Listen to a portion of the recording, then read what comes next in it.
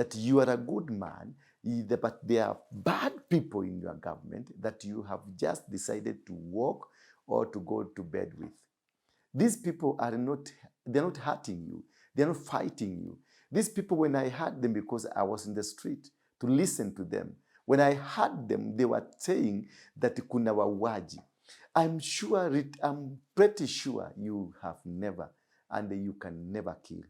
You can never, and you have never killed. These people, what they're asking, why are bad people in your government? Why are bad people operating? That is what, because they believe that they created you, and you said so, that you are prayed into power.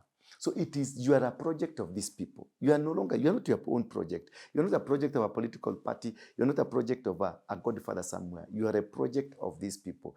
And these people believe that you belong. You are their property. That is why they don't want you to be contaminated by bad people. Maybe this could be the elements from their previous government. Or this could be people just who are hell-bent to make sure that you don't govern this nation correctly or rightfully. These are people that are just there to make sure that, to distort, to make you look like you're a bad man. You're not a bad man, Mr. President. Mr. President, please listen to these children. They're your daughters. They're your sons. These are not sent by politicians. I was there. I just wanted to hear one sent by a politician. They were not sent by a politician. They were not paid.